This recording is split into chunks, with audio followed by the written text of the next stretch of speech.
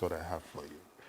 We're not quite there yet. No, but there are a lot of things that we still need to do plenty work on, both as a country and as individuals, but more like you said with the individuals. With the individuals, I mean, if you commute from one point of to the other every day, you see this kind of thing. Difference. And we're beginning to accept it that is the Nigerian thing. Anything for the boys. It's really bad. It's really when you pass a policeman and he's smiling at you. It's all about. So that's a new strategy. They are no longer hostile. They are more friendly now. Yeah, but they're still asking. All right. Okay, let's take a very quick break first, and when we... Bill Annie Roberts, a leading visual artist and entrepreneur, shares his insights on how to turn creativity into a thriving business while building a support system that fuels and innovation. With a deep passion for storytelling through visual media, he has carved out a distinctive niche in the art and design industry. And through a fusion of traditional techniques and modern digital aesthetics, and creates compelling visual narratives that resonates with diverse audiences. As the creative force behind Studio X, he has led groundbreaking projects in branding, advertising, and multimedia design, collaborating with major brands and independent creators alike.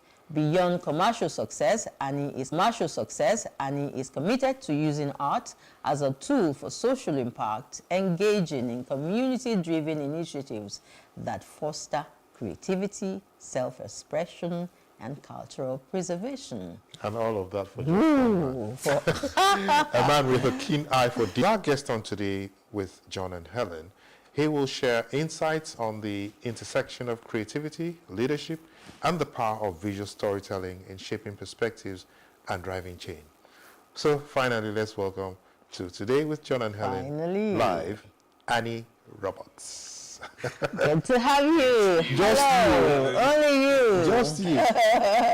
Maybe we should all gravitate towards photography. And you're hardly 25. To have such a loaded, how did you let that one out? Oh my goodness. I shouldn't have. It's good to have you on the show. Thank you for having me. Thank you for having me. Great. All right, so you have built a successful career in photography and visual art. Now, what was the turning point when you realized that creativity alone was not enough? I think everybody had a kind of a turning point after COVID. It was a big reality check for me, a very harsh one. Basically, that my work won't thrive without human interaction, and that's there was a bit of sadness. There was a bit of what do I do? Do you understand? And I kind of had to start working on myself. I got a new system. I tried to work on 3D, but beyond that, I started having to actually network, actually go out of my way to see what more, because before that I was just waiting on phone calls and just expecting them to come. They did gladly enough, but we had to find a way to push and find other ways where my skills I could monetize other of my skills. Okay. Yeah, that was a turning point. Yeah. So obviously something prompted yes that. Yes. And you're suggesting that this must have cut across. Definitely. There's been a lot of change, after COVID. What we thought was impossible, work from home. They canceled the Olympics. Everything that was like set in stone, all of a sudden became like, okay, so things can change. Okay, this doesn't have to be this way. So and a lot of things just change, and I had to also follow the trend. It's amazing how before COVID that business was so like it used to be, and it wasn't a problem. It's amazing. And the opportunities that have come after COVID, you would think, where was our thinking pap. What? Yeah. We got comfortable in our comfort Yeah, zone. complacency also really part of In our it, you know. comfort zones. Yeah, definitely. Yeah. Okay. So many creatives will struggle with pricing their work. Yeah. You know, how did you learn to value and maybe position your art as a premium offering? I think for pricing is a bit tricky for creatives because it's very Sometimes you have to make the name. it's very People have to know. subjective. Exactly, it's very subjective. You know, you have to make the name. You have to, you know, it always has to match. Your price has to match the brand. You know, but I think I left pricing alone for a bit, and I was working on the brand. I was working on being diligent. You know, the personality, making sure that clients. I'm very reliable, basically. Do you understand? That's what a lot of clients pay for when they go to, you know, more premium type service, because they know that, you know, once they pay, that's it. They don't have to do a rerun. They don't have to, yeah, exactly. So just for quality's sake, I had to, you know, face that and work on that. Then, you know, the pricing, you know, followed, and it's easy. You know, somebody sees it and like, okay, I understand. You know, that kind of thing. It's worth it. You know, that kind of thing. So yeah, you have to give them a reason to understand, you know, what you're worth, you know. So I think you build on the what, then it's balance out the prices. Yeah. Okay. Yeah. So there's a common belief that artists must choose between commercial success and creative authenticity. Now, do you believe that is true, and how have you balanced the two? I honestly don't think it needs to be like one or the other. Okay. I think it could supplement and complement each other. For me now, I would say that my commercial success has helped me to push my art.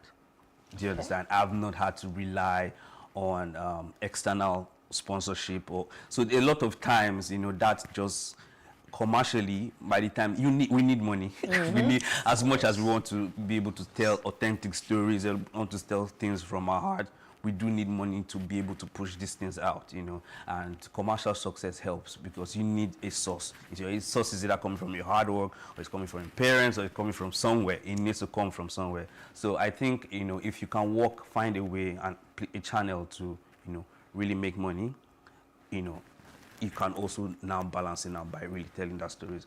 I really don't want, you know, the public or people to have that, you know, oh, you know, don't pursue money, let it be about.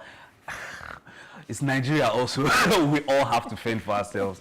You know, I know. So yeah, so that's always the, you know, angle that I look at, and I always want people to understand that, you know, we need money to be comfortable enough to actually now start, you know, sitting down and telling. There's a lot of boredom or, you know, calm that needs to happen before you, you know, tell certain things. You know, it cannot come from a place of where there's no way to actually sit down and actually think. Calm. You know, so yeah, so you need those times. I must confess to you that Calm. I've been looking at the package. All black, you know, bracelets on the ankle. I think he's an artist. He's like I don't want to ask where else you have piercings. Because you can't see everything. But tell me, is this part of the strategy to No. this look? This, No, it's not. Is it branding? Anyone or a brand or anything, but I think it's just as I go, I'm like, oh, I like this, oh, I like that, you know. It's simple as that, you know. As I'll explain to my mom, it doesn't really change me. It just comes. Oh, okay. She's also not. Yeah, you know, I mean, as you were distracted, he's also distracted. You know, I'm worried. I'm hoping that, you know, this boy is not influenced from some external bad friends or whatever. And I have to tell her that you trained us well. Whatever you trained us is still sticky with us. This is just some, just some add-on. Yeah, So exactly. if we put a mask on you now and we drop you in a crowd of 1,000, Yeah. you will still stand out. I was still, yeah. So that's guaranteed. I'm sure, yeah. I'm sure That's the they'll see great creativity within, yeah. you know, being expressed externally. Okay, so just, Okay. just sorry, Helen. Yep. Now I can ask the question. It's fine. So now your recent exhibition has been one that you say I'm tired, Yeah. and I'm tired of pretending I can do this alone. Yeah. And you've explained that it explores communal fatigue, fatigue, and yeah. the need for connection. Journey connection, How, yes. how has collaboration shaped your journey as an artist? So we made the statement really clear for everybody. We wanted to make it some really fancy name or something that you have to go to look to the dictionary. But I was just like, let's just make it play and bend. Let people understand what it is. Let them connect with it and come. And a lot of people showed up. But it actually came from where I was. I didn't plan on doing anything last year. I think the best I thought of was that I would just open my studio and people will come. And I was talking with my friend Lex Ash, he's also a photographer and colleague. And from there, just for the fact that he asked me, let's do an exhibition together. Suddenly an energy came up just because I know that there is someone now to do this with, basically support, and that gave me everything I need. The same work I would have done for my exhibition was the same work I did, but we always need that push. We don't have a boss. We're not in the corporate setting, so if you wake up, you can decide you don't want to do anything. There's nobody you're accountable to. But just for the fact that there was someone there that, yes, a partner to help you push that helped. And, for the fact that you have a family or friends that, you know that there's no jealousy, there's no toxic relationship, there's no envy, there's no one trying to steal. Yes, exactly, not trying to steal. It's a beautiful place to thrive in, It's a beautiful, there's always constant support, which helps. All right, we talked photography in this environment, and we remember amongst others, the Kelechi Amadis, the Don Barbas, and several of them. Yeah. So let's look at mentorship in this terrain. How does mentorship play a role in your growth, or how has it played a role in your growth? And what's the value of mentorship in the creative industry? And how have you given back? Because if you have received, then there's need for you to give back. Yeah. I will say there is a big disconnect between like the older generation and the younger ones. I wish there were places we could actually connect, and this information and advice be poured down to us. We didn't really have that. I didn't really have that. I only had one older person and someone I worked under, which was T.Y. Bello. So I worked under her, and I definitely got a couple of nuggets from. She's another big one. She's another big one, yeah. So I worked on that, but I felt like there needs to be an avenue for generations. There are generations living, and nothing is being transferred. And I will love that something like that's happening. A couple of people are doing it. So I also thought about that. I think it was last year, and I started a forum in my gallery called The Table, where I gathered creatives of similar in similar industries that work together, so that when we talk, we're talking about something that everybody understands, and we talk about things that we can solve. One of the rules on the table is that we're not talking about things out of our control. So we don't talk about Nigeria, we don't talk about, we don't talk about any of the things How you that can improve we the can, craft. whatever it is that is in our control that we can move, that's what we talk about, and that's what we try and elaborate on, and that helps a lot of On a weekly people. basis, monthly basis? Monthly, we're working on making it very, very regular. But yeah, that's the avenue I'm using. I mean, it's interesting to know that, okay, what you feel that you missed out in the connection between the old and the new, you have been able to start a community, that will do that. But please don't leave out the old, because don't. No, I'm not. Yes, and don't wait for them to I'm not with us. I'm not with you. Because if they say that if you don't have enough riches as the old do, or if you have more riches, you don't have as many rags. Yeah, I see. Something like that. Yeah. So we have to value the rags. And the rags tell the story. Yes, the rags exactly. So now let's talk a little more about this community thing. I would like to know how you've been able to cultivate it in a little more detail, the creative community around you, and what role do, say, relationships, whether with the clients or the artists or your audience, how do you get all of this into, because you may be talking as professionals, how does the community benefit from benefit it? from this. Okay. How do you get us all to have a taste of what is cooking? Oh, what I see. I think, so from my role as a creative, I think what I'm going to do the best, to best of my learning, is that I'm going to try to connect as much people together. I think we are all,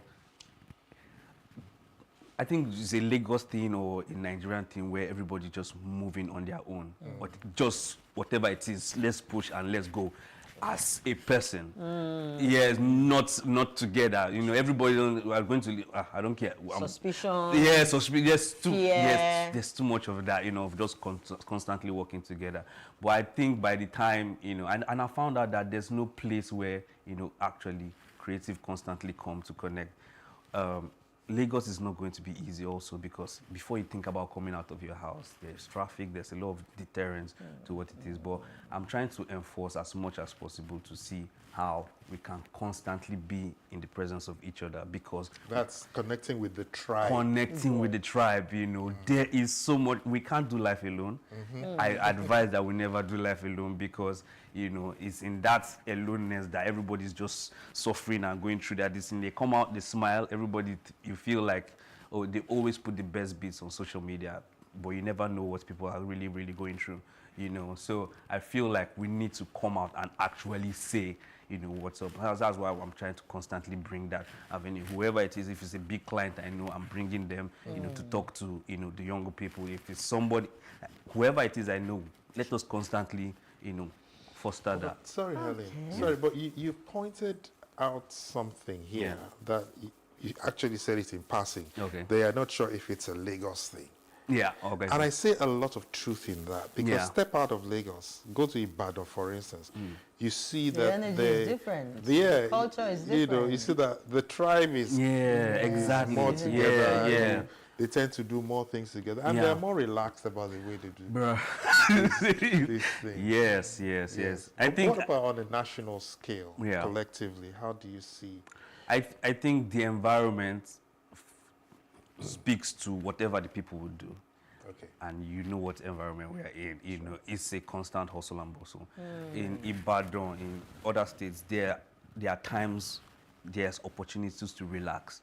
There's nothing constantly pushing. We love that about Lagos, that the drive is constant, but to a point, it needs to, you know, we need to know where that needs to stop. But I don't think we know where to stop. Like We haven't yet. found it. We haven't found that yet. There's no, you know, there's no time to relax. You know, there's no opportunity. But I think other states, as a nation, you know, where more communities thrive about constantly coming together, those places will help. But in Lagos, I feel like by it as what's called moving around becomes more easy. I think that's one of the major things we can fix. Okay, so as we Yeah. get ready to wind up, Yeah. this probably would be the last question. Sure. You've done so well for yourself. Yeah. A lot of younger people Yeah. who would like to be like you, who would like to be able to express themselves in photography. Yeah. What would be your, if you're going to give like 3 key advice, what Yeah. would they be? I will say, number one, I will say this. It's a long game. I understood that as I got older. It's a long game. A lot of things will not happen immediately. I think that's one of the things we young people, especially with exposure to social media and seeing everyone's progress, we want our own. We want our own. And not everybody in social media, not every information there is true. Yeah, not By the every way. information is true, you know. So, you know, it's a long game. Just wait your turn. You understand? With time, you will Okay. get there. Second, Second, I will advise that, you know, as much as possible, take risk, try, you know, have a good relationship with failure. Don't be afraid about it. You know, and the last will be, please don't compare yourself with other people. I think comparison is one of the biggest erosion of self-worth. your journey is unique and Yeah. you know special. Your journey is unique to to you. you, special. You know, compare yourself to your last work, and that is growth. You know, that's growth, not to other people. Compare yourself to the last work. How can I do better? And I think that's That's the way you know. You know, I've constantly looked right into your eyes. You have. And I'm saying so much wisdom coming from such a young man. He's a shy gentleman. Please. I've been working on it. I've been working on it. Yeah. Awesome. Thank you so much. I have learned so much Thank you from so this much. young Absolutely. man. Within this Thank short you. You know. Thank you so period, much. Thank you for I coming. think it was Pablo Picasso actually who said that art washes away from the soul the dust of everyday life. Yeah. Hmm.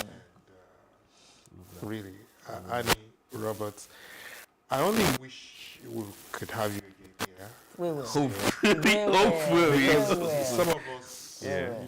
you've constantly referred to your generation. Yeah. Some of us want to belong to that tribe. Actually tried. This is an If we be introduction. readmitted into that tribe. Your next outing, we will see some of the work that you've done. Yeah. Yes. Yeah. Okay. Thank you so Thank much for you having for me. coming. I Thank Thank you appreciate so much it. for coming. Thank you. Okay, so it's time to take a quick break.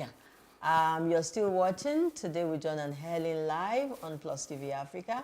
We will move now to take a break. When we come back, our next guest, Kindness Dogara Arong, will be joining the show, and she'll try to throw a lot of light in an area where we are so disturbed, especially the female gender. We're looking at domestic violence, the legal and the support systems that are available. We'll be back in a short while. Don't go away.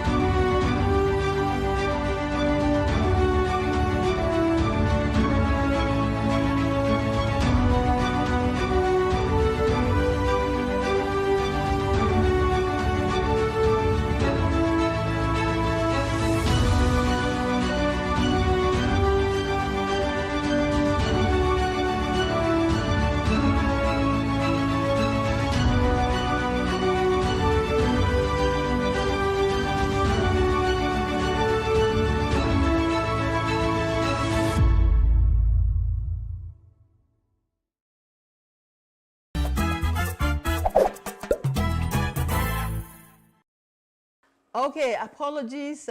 Goodness couldn't join us. She was meant to. Kindness couldn't join us. Yeah. She was standing by from in Abuja, and technical issues. I think the network was a lot of problem, and so we will have Kindness later on come to help us look at the issues that surround domestic violence, especially when we're trying to get all of the information out for the women. But right now, Primate Elijah Ayodele Babatunde is our next guest. He's a distinguished Nigerian cleric, philanthropist, and the founder of Area Evangelical Spiritual Church, headquartered in Okiafa, here in Lagos. With a ministry spanning several decades, he is widely recognized for his prophetic accuracy, particularly in national and international affairs. His insights into political, economic, and social issues have positioned him as a respected voice in Nigerian religious and public spheres. Yes, and beyond his prophetic ministry, Primate Ayodele has dedicated over 30 years to humanitarian service, making a tangible impact through charitable initiatives. His unwavering commitment to social justice and community development has seen him provide financial aid, scholarships, healthcare support, and relief materials to thousands in need. His philosophy of faith in action underscores his belief that spiritual leadership must go hand in hand with service to humanity. Primate Ayodele's philanthropic efforts extend beyond his congregation, reaching vulnerable populations across Nigeria and beyond. And his ability to merge spiritual guidance with compassion-driven initiatives has earned him widespread admiration. As an advocate for humanitarian leadership, he continues to inspire fellow leaders to prioritize kindness, generosity, and practical solutions to societal challenges. And as a guest on Today with John and Helen Live, Primate Ayodele will discuss the topic Compassion in Practice, the role of leaders in humanitarian service. He will shed light on how leaders, both religious and secular, can use their platforms to drive private change, uplift societies and communities, and promote a culture of giving. Yeah. So it's time to welcome. I have chased Primate Ayodele and his team like in the last, months. The January month is his month, is his birthday, and the birthday is not about him, it's about members of the community, it's about giving. Yes. And last year was awesome. And so we thought it's wide for us to come do some kind of postmortem about last year and to find out what is in view for this and to year, wish him a February happy birthday. 14th. Happy birthday again. Happy birthday, okay, and welcome, sir. Thank you for indulging us all the time. Welcome to the program. So, Primate, see you again. Yes. Good morning to all Nigerians and everywhere they are hearing us this morning. Yeah. I don't believe in birthday. I believe in giving to the people in the society. Okay. So I don't know anything about birthday. The only person I respected, the only person I wish happy birthday is my mother, no any other person. For my own part, I don't say happy birthday to me. I will say I am doing what God has sent me to do. It's part of my missionary mission. That is all.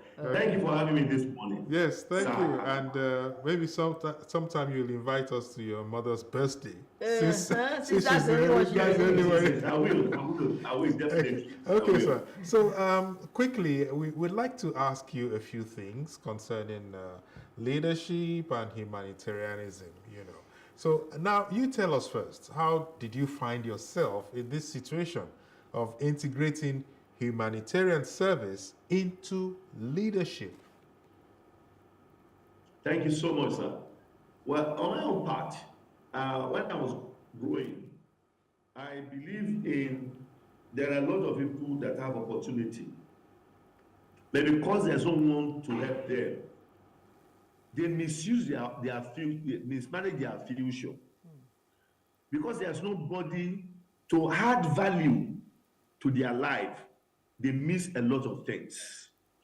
These are I put in my own consideration that the moment I get to a point in life, I want to add value to people's life. And if it's biblical, helping people is the mission of every Christian. So leadership, there's something we call leadership without adding value. There's what we call leadership. Every leader serves. But we believe that when we are leader, we are on top of everybody.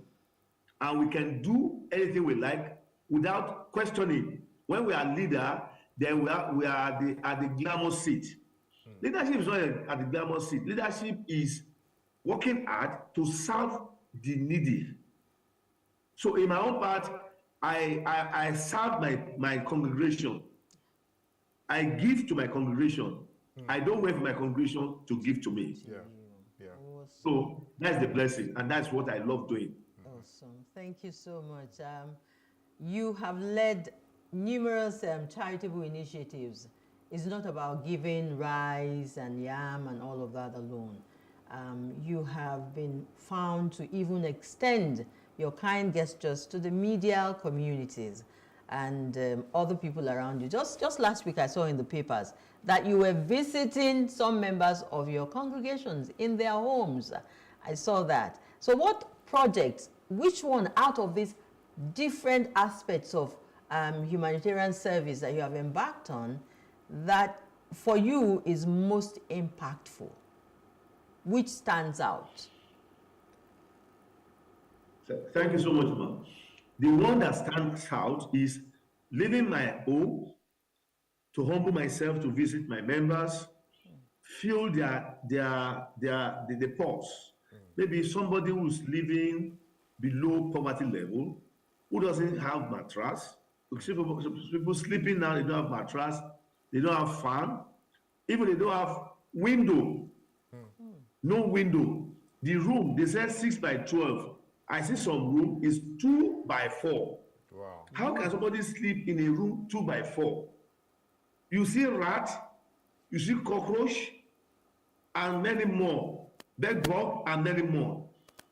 When I look at all of this, I feel so bad within me that how come will this be happen under my roof? Then I want to make a change. I'm going to give a free accommodation where I'm going to rent for about 25 people. And at the same time, I'm going to make sure that I empower some people with shops and also equip their shops. This will make them to be a better Nigeria. And for crying out loud, these are the things that any leader, as a politician, should do before they vote him. We don't vote somebody who just come one day and begin to do things that has not been doing before. I have given about 50 students WAEC, and another 50 students JAM, and I will also pay for their lessons. So these are the primary things that we need to do that qualifies you to be a leader or qualifies you to be an example to others, either in a church or in a community development or as a politician. But in our country, we only vote for those who give us something, maybe just give us something at the moment. Yes. This temporarily giving is what we vote for.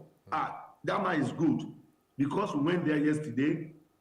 He gave us a cup of rice. Yes. Cup of rice cannot make your future. At all. The impartation is giving you what will sustain you and your children. Okay. I tell you, I go to a house, I was even shedding tears. How can somebody living on a sewage? And I look at it that, is it alive? It's not alive. No fan. Some people doesn't have fan. Some people doesn't even have, what is it called? A stereo, radio. Some doesn't have a television, don't care about television. I'm going to give not less than 20 television so that they can feel and know what is going on within them. Yes. Okay. Yes. I'm saying this with all my heart. Brilliant. Voting for this politician is not the best Yeah. because our politicians does not represent what we need. Yeah. They only represent their boss. They only represent their family. They don't represent the entire community. Yeah. I don't know what we are voting them for. I'm sorry, please. Yeah. I don't know what we are voting them for. I don't know why we want to kill ourselves for voting. We vote for somebody who have been impacting to life for past years. We don't need to vote for the party. We need to vote for individuals. Yes. All right. The So, We don't need to challenge- go to church. The challenge there. We don't need to go to church. Going to church, giving offering is a charade. When you give offering in the church, this offering must be used judiciously. that's right. A lot of pastors will collect offering. They will use it to buy jet. They will use it to build houses. They will use it to build industries. Where are we going with this? We are not taking all of this to heaven. At Yeah. all. But certainly, To sir. buy this source of 10 million. We are not going to heaven with all of this. Yes. This is my own part that I feel pains. That why is it that our government is not doing the right thing? Why is it that the pastors wanted to inherit the whole part? Why? Okay. It makes no meaning. Okay. It makes no meaning. Yeah. Okay. Clearly, So that is there- my own conclusion. sorry, sir. Sorry to butt in now, but clearly there has to be some kind of a challenge to people. I don't know if it's mindset. I don't know if it's the environment. But in your experience, what are the biggest challenges in providing humanitarian aid? And how do we overcome them? Because, some people may simply not know how or what the to needs do, of, well, if you, I think before Christmas or during Christmas, we experience, the manner in which some of these, so many people went there to look for food, and they were, they got into some accidents, a lot of them died. So I guess this is what we're... See, I will never blame the princess and the journalists, right? Why? It is because of the level of the poverty in our country. Look at the governor. Makinde is now saying that they will prosecute them. Makinde is supposed to be prosecuted. All the politicians, the House of Reps, the senator, let them arrest me. all of House of Reps, senator in Oyo State, they're supposed to be prosecuted. Why? If there's enough that they give, if there's enough, if the government is doing enough, people will not come to that place and say that they want to die because of 5,000 naira. But they are trying their best, sir. You say what? I said they are trying not doing their best. They are not doing their best.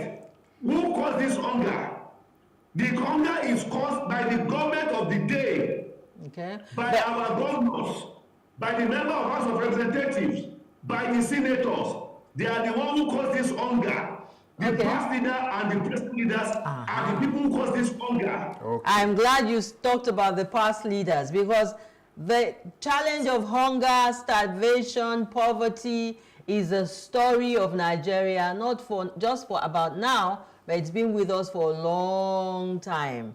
And we are happy. Please, let me explain to you, please, ma'am. Let me explain to you.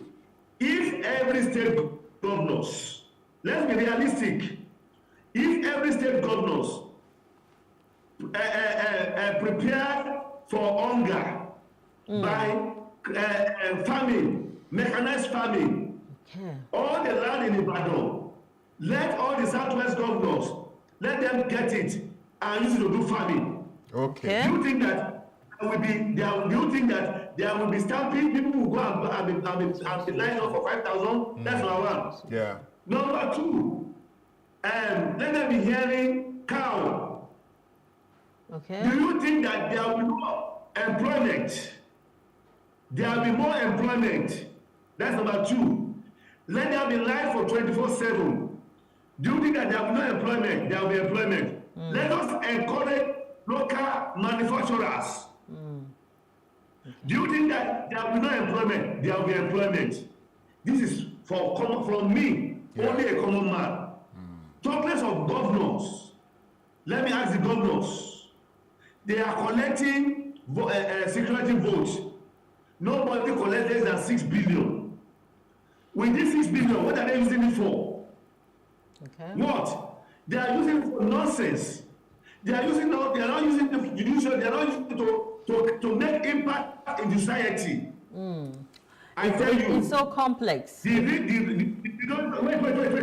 The government of the day, they are giving rights to people. Are they giving it to common society, a citizen? No. They are giving it to politicians, people who corrupt the country. People who have killed the system. People who are bringing backwardness to the country. Why are they giving it to them? So perhaps, is it part of corruption? Perhaps what you're saying, sir, it's the method. They are using it for their own selfish end. They use it as the way they're supposed to use it. Okay. Madam, I buy a bag of rice for 80,000. A bag of rice for 80,000. You can have it in record. This week, I think on the 6th, I sold that bag of rice for 40,000. I sold it for 20,000. I know. A bag of rice, last year, a bag of rice of 120,000. I sold it for 15,000. Okay. Right? That means you subsidize. Why do they do that? Yes. Okay. When they are doing in Lagos State, it's too expensive. Okay. If me, that is not as rich as Governor Sanwo-Olu, can sold a bag of rice of 120,000 for 15,000. I think Lagos State should show a bag of rice for 6,000, 7,000. Kudos to the government. Okay, Kudos to the government of Lagos State. that leads me I'm to. calling, please. Eco rice. Where is Eco rice? Eco rice is a mess because there's no management. Go and come with a good proposal, but with that proposal, we die midway. That's what I was saying. That it's probably the implementation and the organization of these kind gestures. Yeah. Which was Okay. what that was the next. See, for the past 2 years, me in Nigeria, #1 pastor in Nigeria, that start palliative. Every first Sunday of the month, I give less than 8,000 people food free. On the 12th, come to Okeafa, I'm going to sell a bag of rice for 10,000 naira. Okay, Which is sir. sold for 90,000. I'm sure you will have everybody from the nooks and crannies of Lagos come there. And I'm also sure I made my arrangement for only 1,000 naira, 1,000 people. people. Okay. Okay. So, Good. This is sir- an invitation to the effect. All right. Okay. So, sir, Because of stampede. we see a lot What of. happened in Ibadan? Okay, sir. What happened in Ibadan? I don't want it. Yeah. I Okay. have my medical team. I have my medical team on ground. Okay. I have police on ground. I have Red Cross on ground Okay. in case of any emergency. All right. For the past 22 years, I've been giving people food free. Okay. So, sir, the question that I want to ask as a result of the comments you just made, they say a tree cannot make a forest. We see all the effort that you have been making. So the question is, How do you harmonize? how can other religious and political leaders collaborate to address poverty and social injustice more, rather than us pointing out One tree standing here one and tree there. here, one Let's tree here. have some kind of. Can't we have a collective Thank you so thing much. with The government? politicians are selfish. The politicians, they are selfish. A lot of church leaders too, they are very greedy. Okay. Right? Can we stand on his own? Yes. Don't you know that Christian association, Christians, they are very greedy. How can in one religion you have PFN, you have Christian association, you have unification of cherubim and seraphim, you have celestial unification or whatever you call it, meaning that Christian leaders are extremely greedy. Okay, so are you saying it's impossible to harmonize this effort with people like It's you? not impossible. It's very possible. I'm coming. I'm only trying to give you a preamble. Why some people we threaten it. Okay. People like us now, they believe that we don't like the government because of our truth, by our prophecy and other things that we are doing. I expected the government of Lagos State to have contacted people like us that, primate, we love what you are doing. He has not even written a letter to me one day. Even if I invited him for an occasion, he won't even come. Because I'm not a politician. Because I'm not part of their... You may be shocked. You may be shocked that he will come. You may be shocked that he will come if you invited him. Okay, I will do that. I think you should. Okay, I'm going to specially invite him. Good. Yes. The program. I want to invite him about the two. Yeah. He will not come. I am telling you. I'm going live. He will not come. Okay. I have sent pictures to them separately because I'm not part of their people. They are puppets. They won't come.